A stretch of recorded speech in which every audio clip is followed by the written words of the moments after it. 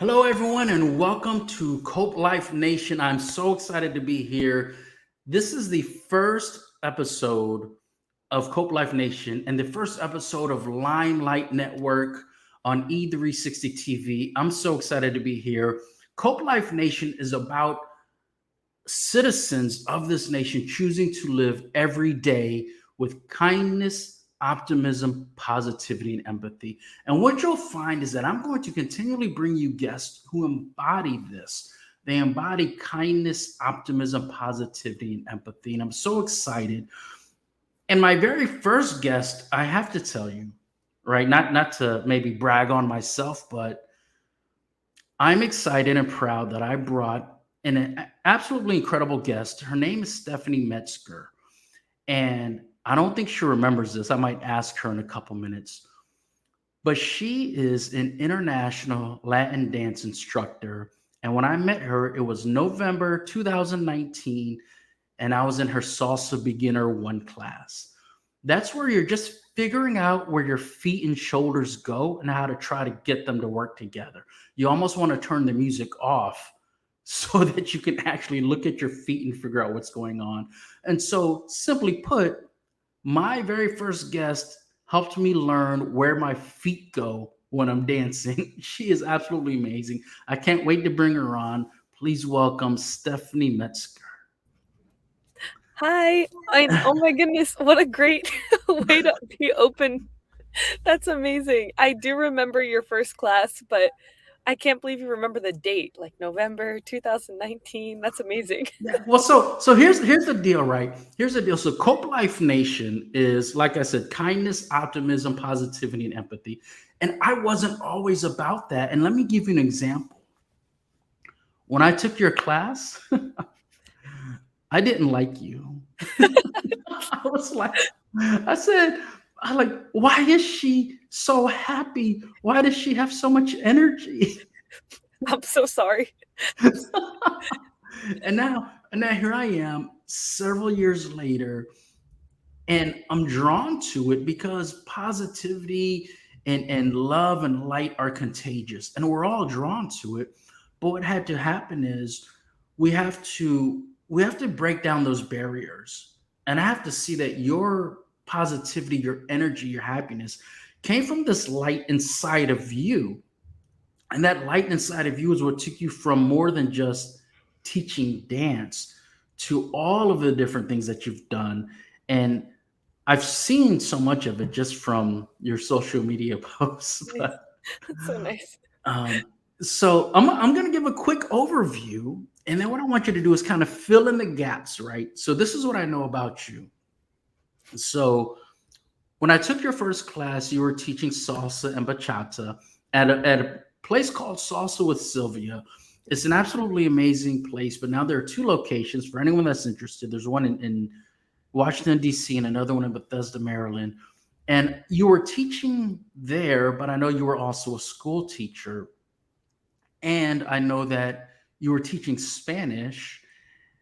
And then I think that you earned your master's degree. And in your spare time, you win soccer championships and travel the world. Is that about right? Um, wow, you make that sound so nice. I feel like I should just hire you to do introductions for me everywhere. Um, I mean, yeah, I guess I do like to play soccer. I was a public school teacher for a bit. Yep.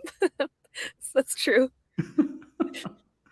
Well, so one thing I love for my audience to do is really just to get to know you, the person, and kind of your journey before we dive deeper into your mission and really just what you're all about, right? And so when I say that you were a school teacher and teaching salsa, teaching bachata, where did that journey begin? I mean, at what point did you realize that was the path you chosen, and how did that all come about? Yeah, I guess it's kind of for me it's, God's plan, but however people want to view that in their perspective, but I one never thought I was going to be a teacher. I grew up thinking I was going to be a whale trainer. I'm from Florida. I grew up around SeaWorld for a very long time. Thought I was going to just work with whales. I didn't grow out of that until I was like 17. So like God bless my family. They were so patient. They're like, our daughter is just she's gonna just work with animals forever, which is okay. But they were they were worried. And then, and then I tell them, no, I think I want to be a teacher. And they're just like, man, we thought she would try to go be a doctor or like a lawyer.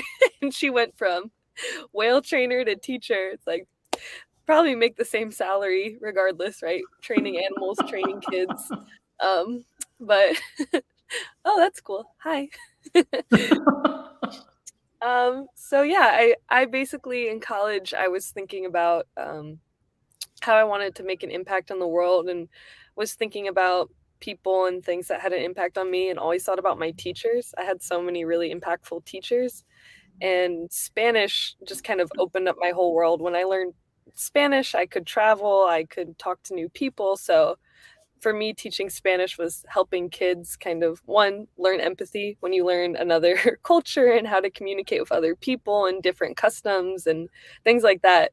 You just naturally become more empathetic because you understand more other people's perspectives. And for anybody else who's bilingual, I think when you switch languages, sometimes like different parts of your personality comes out. I don't know if that happens to you or anybody else, but I mean, learning a different language helped me kind of connect to different parts of my personality that I didn't know existed before. So, um, I've loved teaching language. So I did that in DC public schools for DC public for 3 years and then 2 years in Alexandria City public schools. And dance was definitely an accident. So like I always knew I wanted to be a teacher once I got to college, but I was a big sports person and I went to Penn State, which is known as a party school, a football school. I wasn't much of a football or party person, so I was trying to find a hobby just to meet people, and there was a lot of people dancing. A group of Puerto Ricans were dancing in our gym. I basically just asked them to like adopt me. I was like, "Please teach me this. This looks so fun. I want to learn how to dance." They're all connecting. They're happy. It wasn't in the context of like a frat party, and then they kind of took me under their wing, started to teach me how to dance. And from there, I just was obsessed with dance. I loved connecting with other people. I felt like it was a creative outlet. I just dove right into it. I would join the hip hop groups. I did ballroom. I did salsa, bachata, swing. I just did whatever was there. So Penn State was amazing because it exposed me to so many different styles of dance, helped me grow as a teacher because that's what I was studying, and then moved on over to DC. So I don't know if that helps fill in some gaps, but It, that's it kind it of really does, and it's absolutely amazing. There's so many people who have a lot of skills, people who are experts in certain fields, mm, but that doesn't mean they can teach it. mm, mm, And so when you spoke of being bilingual, leading you to be more empathetic, I think that's a big part of it because teaching requires understanding other people's perspectives. And when I say that, what I mean is like understanding my perspective when I don't get the steps. I need a patient teacher who can say, I've been there, I get it.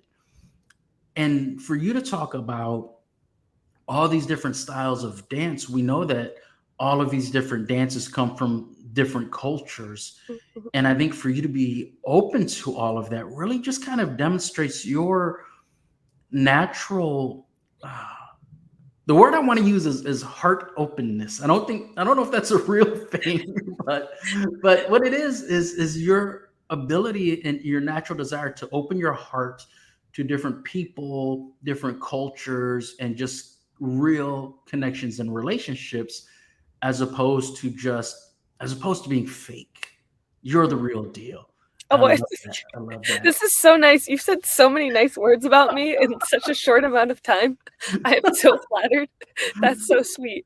Um, I'm just as grateful to those groups who open their doors to me, right? Like there's so many different people, different languages, different dance groups and communities who have just been like, come on in. I mean, it's different when people are kind of closed off, but I was really lucky. Lots of open people who were willing to kind of just help a girl from the middle of nowhere, Pennsylvania, learn learn how to dance, learn about their group and their culture. So I'm grateful. Yeah. That's incredible, and I love that you bring up gratitude because when I speak of Cope Life, I often think, man, I wish I could slide a G in there somewhere for gratitude. It doesn't line up like I want, but I love that you mentioned gratitude. It's so very important. It helps you stay in that positive mindset that I think you've had to have throughout your entire journey.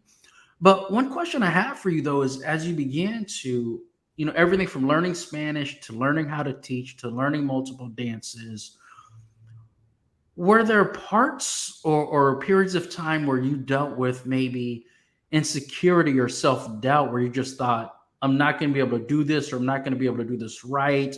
Or maybe the common theme when we start dancing is, do I look funny? So did you deal with any of that? You say it in the past tense. It's definitely present tense. Like, I still get that feeling. I mean, there's I consider myself a continual learner. I mean, there's certain things I'm, like, really confident in, just comes with training and time, but I mean, yes, when I started, I was so nervous. I was just a ball of nerves. I was like, I'm doing everything wrong.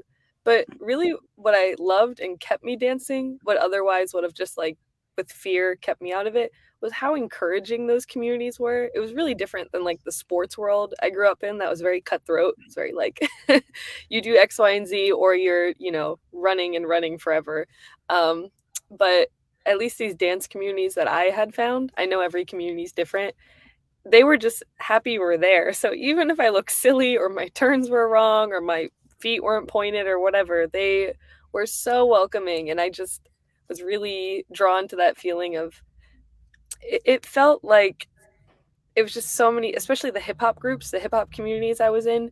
It was so many different cultures and different backgrounds and different styles of dance combined into one. And everybody was so excited to show you a little bit of their style. So I was really drawn to that. So I think, when we grow up and we're like out of that childhood innocence, we have a lot of like shame and fear around, Yeah. especially dancing. Like Yes. it's mainly dancing. People are like, "Oof, like I don't want to look silly." But then somehow in these dance communities, just like embracing that kind of like childlike play and silliness and realizing no one's judging you. Like everybody's just moving and dances in their own particular way. I think that was really freeing, but it's very hard to overcome that like, "Oh, everyone's looking at me. Oh, I'm not as good as them," and all that, especially because dance is so much about your own body and, like, what you're doing with your own body versus, like, throwing a football or, like, kicking a soccer ball. Like, there's a lot of focus on you, especially when you're moving, so it's really intimidating.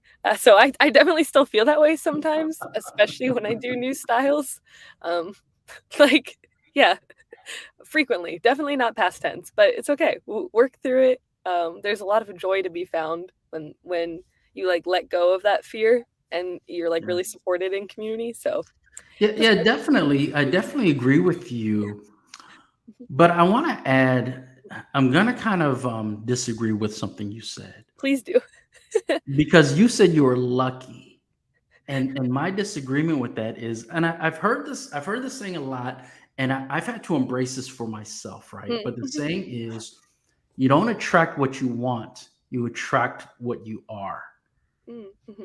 So you are encouraging, you are welcoming, you are open. And when you talk about being intimidated, and when you talk about, people are staring at you when in reality, we're all just concerned with our own bodies. But it takes kind of an integration of vulnerability and courage to keep dancing. Oh yes. Oh yes. So, and so I believe that you got to where you are, and even then where you were, because you're the kind of person that I think people look at you and they just see the kind of energy. And there's lots of talk about vibrations of frequencies and energies.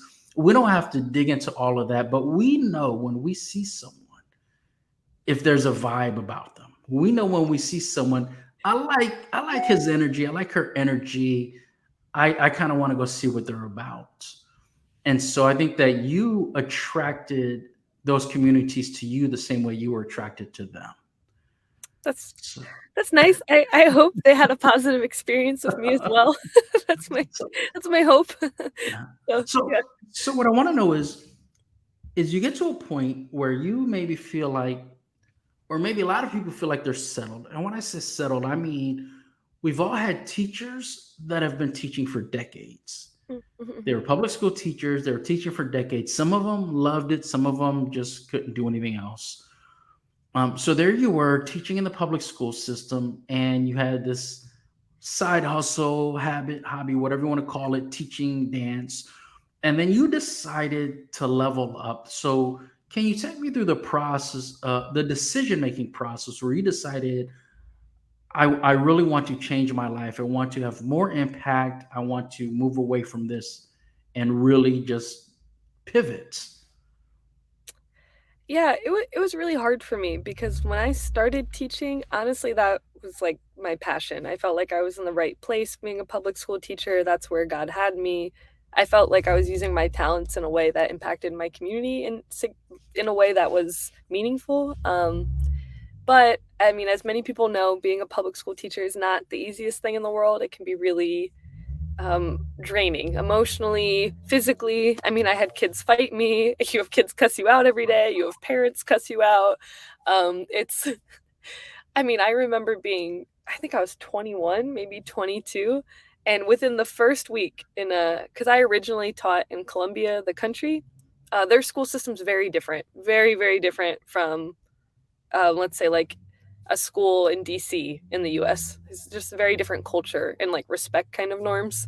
My very first week in DC, I had I think it was 3 kids get into physical fights, one choking another kid, another, like, pounding on another kid. I had one kid, he had, like, a medical emergency, like, he started seizing. I had at least 2 or 3 angry parent emails. I mean, I was just it was it was it was a lot. There's so much for teachers to deal with in the public school setting. Um, and so I got to year 5 in the public school, and I was starting to feel myself burning out. Like, I can't show up for kids if I'm burnt out, and my class sizes were through the roof. It was like 35 kids, um, and I just didn't feel like I was having the impact that I wanted to, especially if that many students in my room.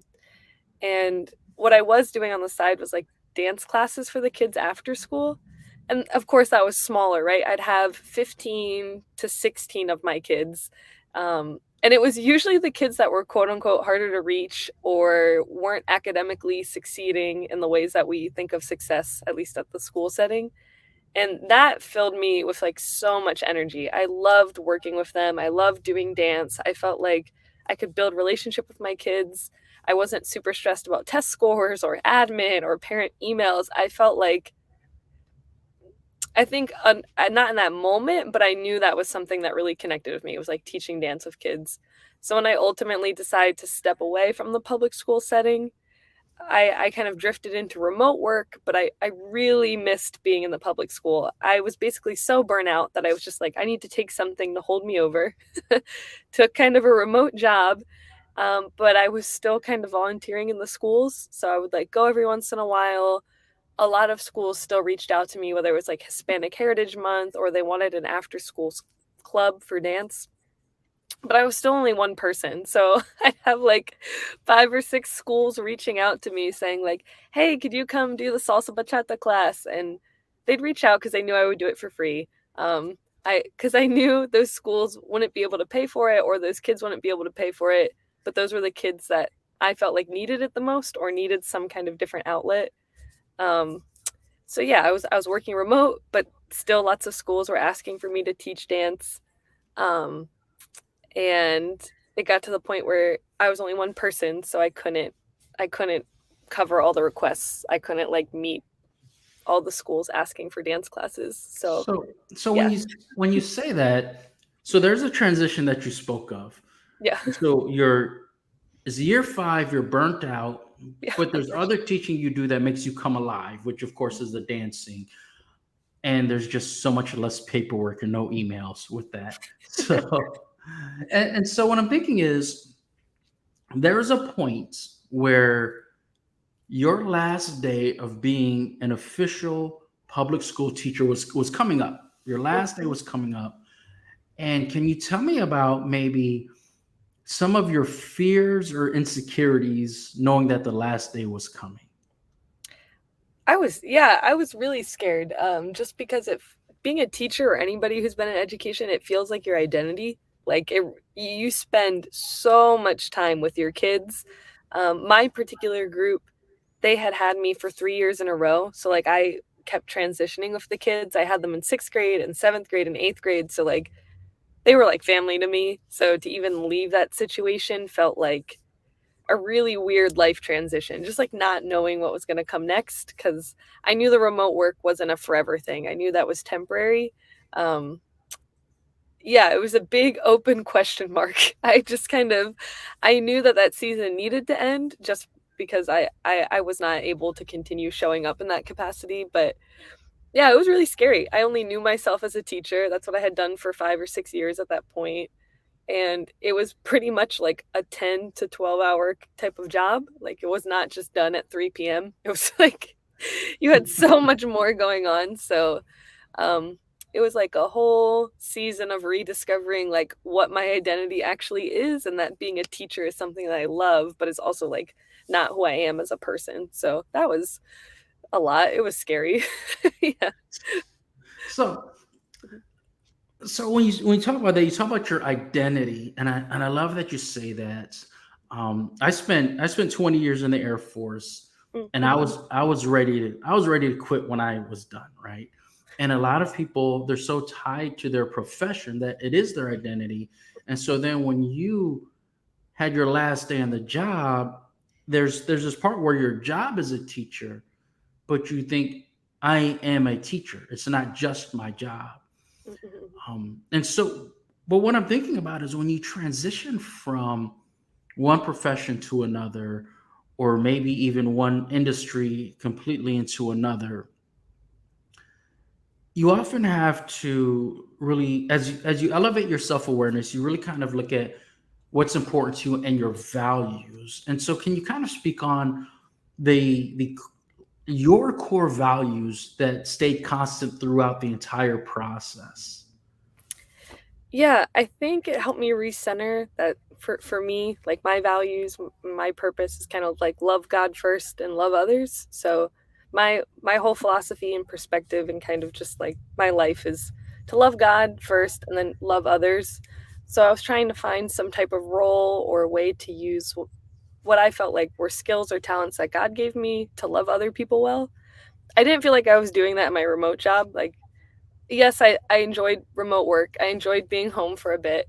Um, but I'm really people oriented. Like, I want to be with people. I want to be mainly around students. I really love uh, middle school, like the awkward hormonal years. Love it. I want to be there. They're for, like the high schoolers. I love them too, but like they're bigger than me, and you can't tell in a video call I'm small. And then the little ones, elementary school kids. I love them too, but uh, what I like about the middle school age is that they're still a little they still care about what you think. Um, they're gonna be really mean to you sometimes, but they really do care about what you think, and they can have really honest conversations with you without being so jaded. Sometimes, when students are really young, it's hard to have some more genuine conversations about like, hey, like what's going on? Like what's going on? Yesterday you told me you hated me, today you love me, next day, like what's going on? Because kids are so reactionary and they say a lot of what they see in their environment. So um trying to, especially as the adult in their life, reflect like patience, very, very, very, very patient. Um, I don't know what the right word is, but like in control of your own emotions. Kids, of course, are very volatile with their emotions, Right. and just showing them constant love. Sometimes it's tough love, but that kind of being constant, true to your word.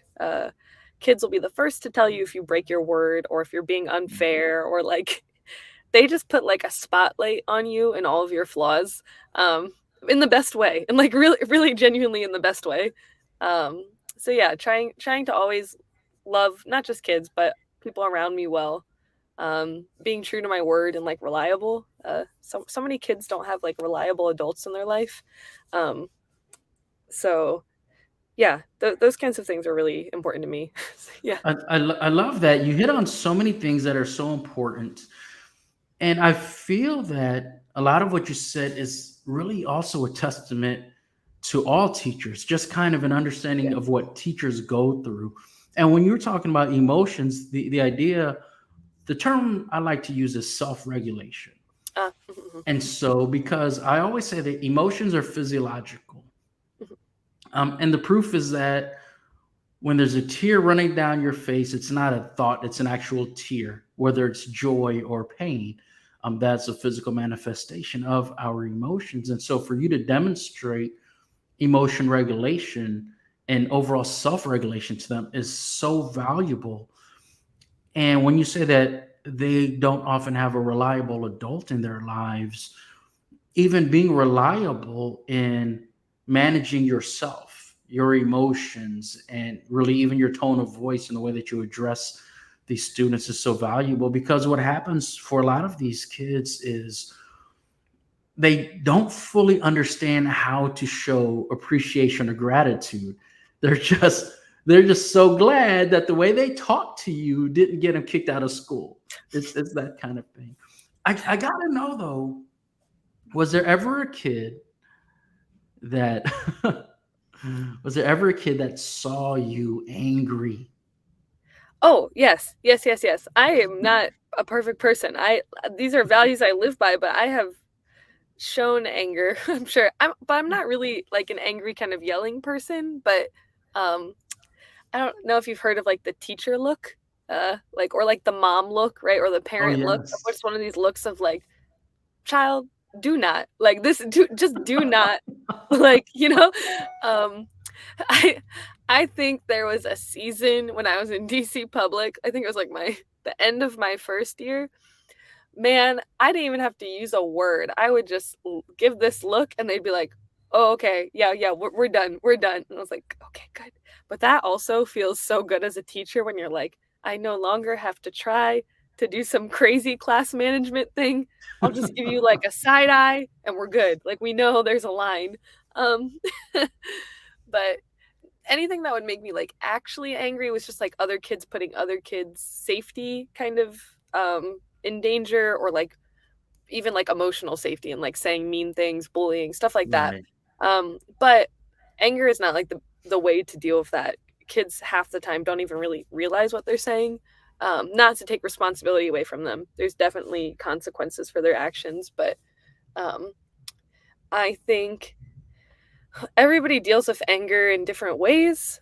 I don't know if there's like 100% correct way for every single person, but at least for me, like I like to take a second to either like breathe, remove myself, depending on like how the situation is. So with kids, and God bless teachers, you can't just like remove yourself. You can't just like leave the room and be like, "Hey guys, I'm gonna take 5. Can you all just not cause chaos? Can you agree?" So you have to find ways in yourself to be like physically present, but maybe take an emotional timeout for yourself. Um, and a lot of the times I would handle that too, like, kids do something outrageous, like, they come up to you and just, like, full out cuss you out. Like, "I just want you to know that was not acceptable. We'll talk tomorrow about the consequence for that," so that I don't just kinda, like, go off the wall. Like, "Alright, we're calling your mom, we're calling security, we're doing X, Y," like, that never goes well, so, um I love that. I love that. One thing that I've heard quite often is a dysregulated adult cannot help a dysregulated child. no way. No way. So and so for you to recognize that, and for you to know, okay, now is not the time for me to go into a rage as much as I might kind of want to. You're focused on the kids and you think, what do they need from me right now? And one reason why I love that is because this is Cope Life Nation, and you really do embody empathy on just a higher level. And I think it's so amazing because the kids need that. It's simple as that, right? I don't even have to deeply explain such words. It's the kids need empathy. And so then there's a point where you leave the classroom and you start this nonprofit. And in doing so, you continue to live your values and teach. but it's a whole new level. So can you kind of talk to me about really, I want to say, why you chose this, and what was your vision for Inspira Dance when you started it? For me, it was all like a happy accident. I never in my life thought I would have a nonprofit or start a nonprofit. That was never something that was even remotely in my scope. I just was always like, I'm going to be a teacher forever, done. Like that was really kind of it for me. Um, but when I transitioned out of the classroom, I was still teaching dance to kids, but mainly for free. And at the same time, this was kind of like end of the pandemic, towards the end of the pandemic, like 2022. Gosh, I want to say like May 2022, when the vaccines had come out. So people were like comfortable hanging out with masks, like that kind of scenario was going on, and people were desperate for connection. So a lot of people at my church knew that I taught dance, and they were like, "Hey, do you think you could teach us to dance like once a week, like just some community lessons?" So uh, I was trying to look for a place to do that because there was about like 40 or 50 people who wanted to come out, and I was like, "Can't put y'all in my house." Um, and there was this coffee shop that I kept visiting, Three Whistles in Clarendon in Arlington. I was there almost the whole half back end of the pandemic when things were like kind of open. I just needed human connection. I would do all of my work in the coffee shop so they knew me. Turns out the owner of that coffee shop went to an old church of mine, and then he told me, "Yeah, you can use our space to host your dance events. Like, we need people in here. Go ahead, use it." Which, if anybody knows anything about like DC or Virginia and like space and renting, for somebody to not charge you $2,000 for like a couple hours to basically be like, yeah, use the space, have community, is wild. It was like a blessing. It was huge. And my church members, they wanted to pay me for the dance lesson. I felt really uncomfortable with that. I wasn't looking for more money. So we were just donating the money to like random charities at the time. So they would all donate like $5, and then we'd maybe at the end of the night have $200, and we donate it to like a food bank, or some one of our friends was going through cancer treatment, so we put the money towards cancer treat. Like we were just donating to a bunch of local causes. As the pandemic kind of went like started to get less and less, I guess. The dance lessons kept growing to people like outside of our church, just like community people would walk by, they wanted to join in. It was soon like 70 people in there, and it was like a significant amount of money that I was just like Venmoing to random charities. And I was like, I feel like the IRS is going to come after me. I don't know like what's going on. Like, and then like something clicked in my brain where I was like, oh, maybe we can use the money from these community dance events to pay for dance teachers in the public schools, just because I had too many schools that were asking for me to help. So I was just Venmoing my friends to go to schools. Like, um, there's my one friend Shaka. I was just Venmoing him every week to come with me to like another high school to help me teach over there. I was Venmoing other friends to go do hip hop at another school, and I thought, okay, I can use the money that everybody's donating here, and we'll just like pay dance teachers. So to kind of formalize it, then we made a nonprofit so that like we could properly track money and write things off as a donation, and people could make it tax exempt. And then I could like actually hire dance teachers I knew and like assign them to a school, and something that was like a little more stable and not just so one off. Like, hey, you go here, you go here. Because it really was just me Venmoing a bunch of dance teachers, like, okay, you take this group this week, and then I'll do this one. Um, so yeah, Inspira was just a happy accident. It felt like it just needed to be born out of necessity, just because there was this need for community dance events. People were lonely; they wanted connection. I don't want to say loneliness is the only reason people come to dance events, but I think the reason we had so much initial success was because of the pandemic. Just so many Yeah. people wanted to connect. They didn't. I don't even think it was that much about the dancing, to be honest. I think they just wanted a space where they can interact with people, that wasn't, like a nightclub, or like wasn't I just have something a little different to interact. And social dancing lets you make connections with like 20, 30 people in a night because you're just rotating partners. Yeah. Um, Yeah. yeah. Yeah, you're so right about that, and I feel like the pandemic was so stressful for so many people. Yeah. Not even talking about people who may have lost jobs or lost Mhm, family members, but just society in general, just this kind of negative stress that was in the air. mhm. And so I think about the mind body connection, and I think about how if I can get my body to move in a way that takes all of my brain power, right? That goes back to knowing what my feet are doing. Yeah. It takes, I mean, there are times when I took lessons and it's so funny where someone says, stop doing that with your shoulders, and you had no idea your shoulders are doing anything. You look at like what were they doing? I don't Yeah. know what you're talking about. And so what happens is my full mind and body are connected in this moment that there's no room for me to think about what stressed me out yesterday or what might Mhm, stress me out tomorrow. And mhm. I think that's so powerful.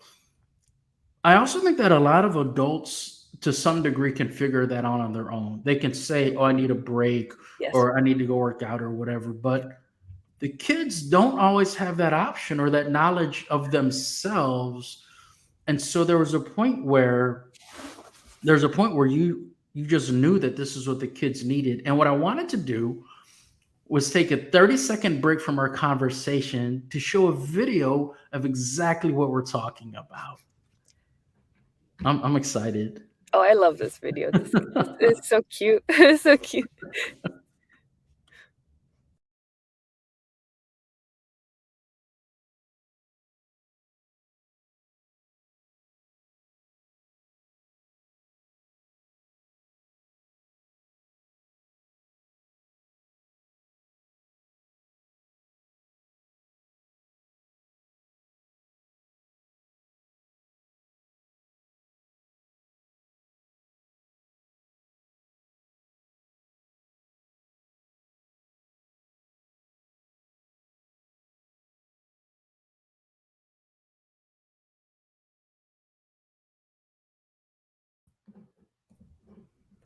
I love Orange Boots. He's one of our Yes. first graders. Oh gosh, yeah. So when you see that, I just want you to spend a couple minutes. Tell me what you felt watching that. Um, no, I think I just can't be anything more than, like, grateful. Grateful to the admin, like, the admin of that school, Bruce Monroe. They were the first school to start kind of working with us, so they've been you can't do anything in these schools without admin who believe in the arts or believe in dance or things like that. I mean, you'd think it would be a no-brainer. It's like, "Hey, we're coming here for dance, and we'll give you dance programs for free." Like, not all the schools are about it, so I'm really thankful to the admin of that school. It brings me so much joy to, like that school in particular is bilingual, so our teacher, he's actually from Costa Rica, he's bilingual too, so those dance classes are, like, hip hop dance classes in Spanish and English, and it's really cool because sometimes the kids will be helping him with English, and he'll be helping them with Spanish or, like, vice versa, and all while they're dancing too, and just watching how confident the kids are, like, I mean, you see him, he's just rocking out, like, he just and that same boy, gosh, he's so sweet. He came up to me after one of the classes, and he was like, "This is my passion." You know, like, just Yes. so, like, Yes. I've never heard a first grader so actually, that's not you know how first graders latch on to things like dinosaurs or trains or something, you know Yes. what I mean? Something like that, and it's just it is so joyful to hear kids latch on to things like that and just be so like, they're all supporting each other when they do those circles, they're called ciphers, they're all clapping, they're like, "Yes," like, "Good job," they're, like, cheering each other on, so just having spaces for kids to use their energy instead of, like, because honestly, it's not if they're in a math class, it's not an appropriate time for them to be running around or rolling or, doing dance battles, um it gives them an appropriate space to, like, express energy, but also, like, learn and support their peers, and I don't know. It's super cool to see videos like that because I forget sometimes just how cute they are and how, um, sometimes I have to get behind, like, I'm writing all the grants, doing all the stuff. Um, I love being in the classrooms too, but it's nice to see. It's I love it. I love it so much. And from my perspective, just the work that I've done in psychology and just different things throughout the lifespan, one thing that I've found to be so important is for people at a young age, like the kids in that video, to feel safe and secure and to have a healthy love of themselves. Mm, mhm, And for a lot of those kids, these classes are the first time that anyone actually cheered for them or mm, anyone actually clapped their hands and just cheered for them, right? Like Lady Gaga said, I live for the applause, mm. but she wasn't 5 when she said that. She wasn't 7 when she said that. So I love to see that. And another thing I love, I think, when it comes to building confidence is being good at something, right? And so we have this society where grades are so important to kids that a child's self-worth is often directly correlated to their grades and there's nothing else. Mm, mhm, And mhm. so for a kid maybe who struggles with math or struggles with English to be good at dance, or maybe they're not good at dance, but they've come to find that in this environment they're a good friend Mm, and they're likable. That is so powerful. And that's a big part of why I wanted to bring you on this show, because I'm going to have a lot of amazing guests talk about a lot of amazing things, but very few of them are in the kids' lives like you are. And I'm so grateful for you. I feel like, I guess right now, what I want to know is any more beautiful stories about these individual kids that you can share. I just kind of want to eat it up.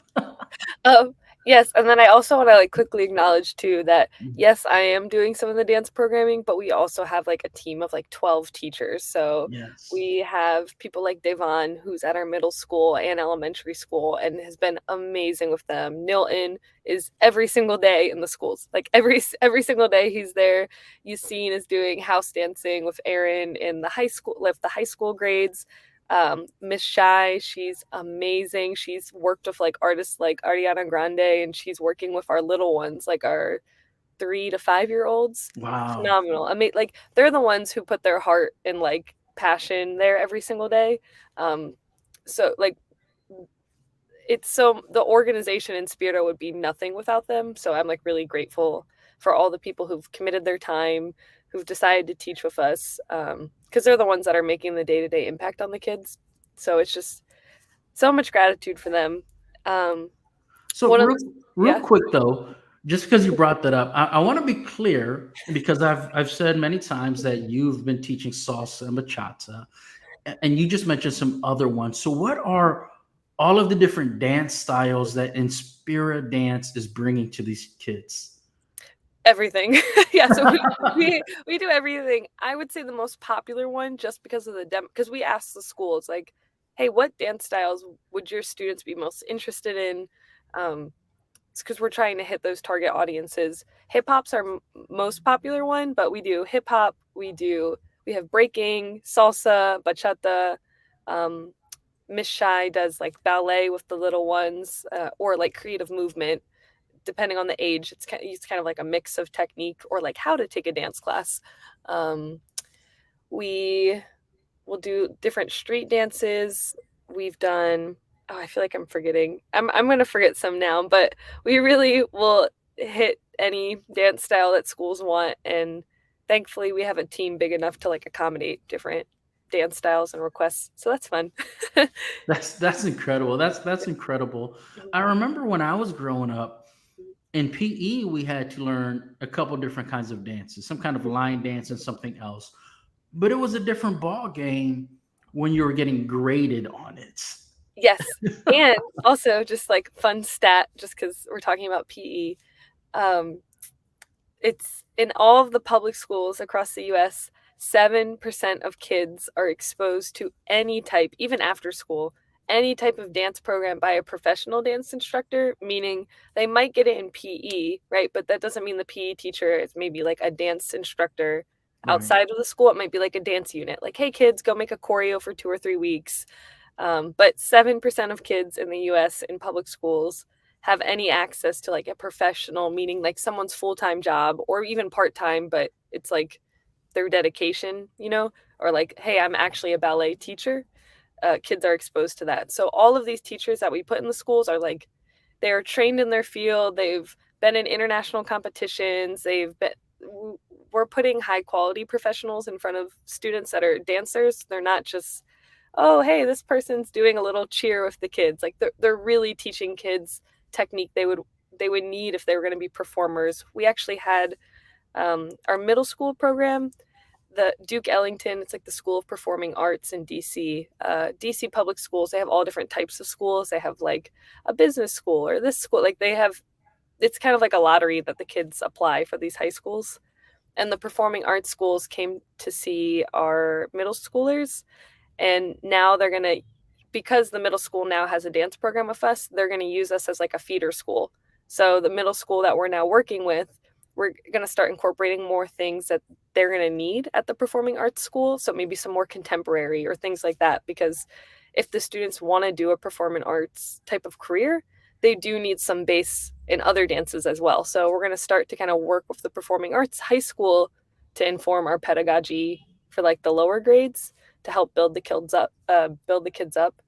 And I just think that's something like incredible too, is that um, again, it's not just like here's a fun dance class. Like we're really helping. Yes, it is fun.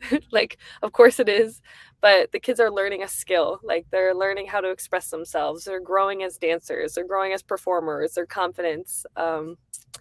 Yeah, it's some of the things I've seen with those kids has been like amazing. Where like two kids also, they hated each other and would get into physical fights, like physically fought each other, disliked each other. After dance class, the bigger kid protects the other kid now. Like I'm not saying they're best friends, but he like stands up for the other kid because the other kid was getting bullied for his like gender identity. He was like a little more expressive. And was like going through a transition of how he was expressing himself and his gender, and that was originally why the two of them were not friends. Started doing dance together for about 6 months, and yeah, they're again not like best buddies, but he protects the other kid from being bullied, and it's like crazy to see how they even express that too, because they'll tell you about it. They'll be like, yeah, like I didn't like him at first. Like they'll say that. um so it's really cool to see how dances has a lot of impacts for kids, and even just their families. Like we've had kids at the performances, they'll bring their parents, and then the parents are like, my kids now love to dance, like we're always going to be dancers. And then the dad is now coming to salsa with Sylvia because he's seen his kids Yes. dance salsa. So it's just, I mean, it's really cool. I don't think the impact is like just the kids too. It's their families. It's giving teachers and staff like more support, because yes, dance is not academic, but we do care about the kids' academics. So if like, making up a random name, if Bob, our student, is failing all of his classes, but he loves dance, we love that, but we also want Bob to have success in the academic classroom. So how can we leverage dance to help Bob academically as well and help him succeed there too? So we really do care about the whole kid, not just like, hey, come here, dance off, have fun, goodbye. Like we really try to work with the schools to make sure those kids are um, supported as much as we can support them too. Like sometimes I'll just go into the schools because admin are overwhelmed. I'll be like, what do you need me to do? Just let me. I've been there. So like I'll help kids fill out like online paperwork or just whatever they need. Schools are short staffed. And we just really want to love schools well. Schools really need some love. So yeah, I love that. I love everything that you shared. You shared so much. sorry, that's a lot. When I think about it, first of all, I just want to say that you mentioned the Duke Ellington School of the Arts, Mhm, and so I live in Florida now. But mhm. prior to living here in Florida, I really wanted my daughter to go there. Oh yeah, it's Um, amazing school. but Amazing. Yeah. so and so just to kind of give a little insight to people who are watching and haven't heard of the school, I will say that um, I know Dave Chappelle is, I think, the most famous person who went to the Duke Ellington School of the Arts. Mhm, And I went to a Babyface concert. I don't know if everyone knows who he is, but he's a great singer, musician. It was really big in the '80s. A lot of his acts were also in the '80s and the '90s, early 2000s. And when I went to his concert, it was Babyface and the National Symphony Orchestra at the Kennedy Center.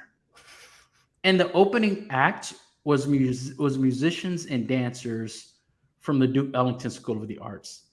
Mhm. And so if my endorsement of you is not enough, you know, I think it's amazing that they perceive you this way, but I'm also not surprised. I'm also not surprised about the story you tell about these two young men, because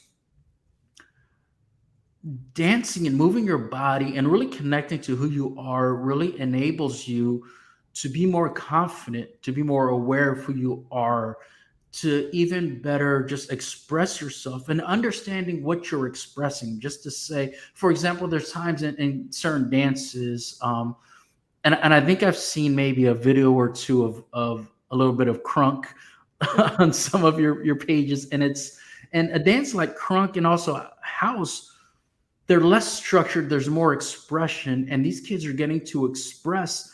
Some of them may be expressing that they feel bad about how they did on a test, or they feel bad about being bullied or being the bully, but they don't have to say that in words. They can just let their body express all of themselves. And so I'm in awe of what you do, and I'm going to continue to be in awe of what you do. So nice. um, what I want to say,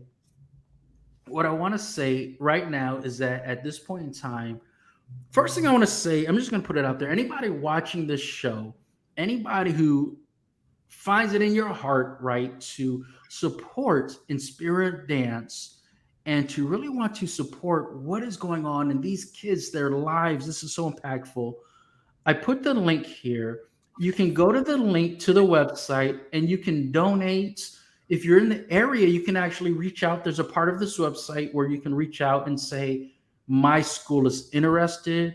You can speak to administrators at your school that your kids go to, or maybe in your community in the DMV area, and tell those administrators to reach out to Inspira Dance. And the reason why is because these kids need it. You may not realize it. They may not even realize they need it, but it's another opportunity for them to express themselves and to build self confidence, self esteem, and a healthy love of themselves.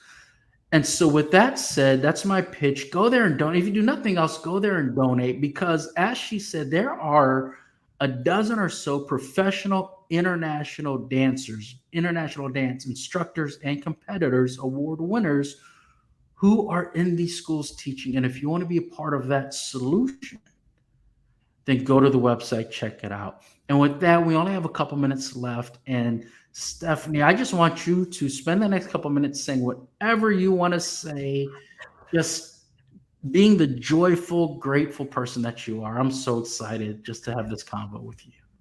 Well, first, thank you so much for having me on and for kind of exposing what we're doing to people in your community too. We're really new org, so any exposure or really, even if you can't donate, just like letting people know about what we're doing is really important. For us, just so much of it is just getting word of mouth out. Um, I'm so honored that you would invite us on, especially as your first guest. It's Yes. just so exciting. And I really can't stress enough. We are such a small org. Like, it has to be 99% of all the donations go straight to me just paying the teacher to be in the school. Like, we're not some big corporate org machine. Like, it is really just our expenses are paying our dance teachers to be in the schools. I believe in fair pay for like artists who are professional. They're not going to be getting like 20 an hour, right? Like, we're making sure our dance teachers are paid kind of their rates to be in these schools, because working with kids, it's like, yes, we love doing that, and I love my teachers' hearts for that, but I don't want anybody to be doing that for free. It's work, Yes. and I want it to be sustainable, not burnout kind of work. So donations really help with that. They help us budget for the year. It's about like $5,000 can help us budget for an entire school year, about 2 days a week. So we can have a teacher in a school twice a week for after school or during the school day. Um, a lot of schools are understaffed, so they are using us as an elective. So we'll be like the elective at the Wow. school. Wow. So yeah, donations go really really far with us, and they really make a huge impact. Like, right now we have 25 hours of free classes a week, and that's about like 100 hours a month. We are impacting over I gotta check our latest numbers, but it's over 250 kids a week easily, that are getting exposure to these classes. So yeah, thank you for being open to hearing about what we do and being a lover of dance and spreading joy. Yeah, so I know dance has changed my life, so I'm grateful for the opportunity to like spread dance, especially for kids, and for our adult classes too. So if you're in the area, come check us out. We have classes during the week too. So yeah. You are you are so amazing, and as I've said before, even in the beginning of the show, I truly believe you are the embodiment of kindness, optimism, positivity, and empathy. You truly are. If you don't believe me, go ask someone. I don't think there's anyone who would argue that. So nice.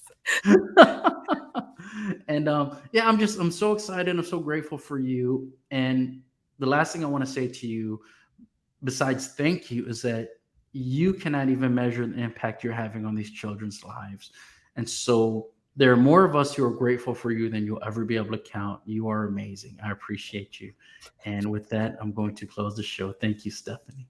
Thanks for having me. Bye. Bye.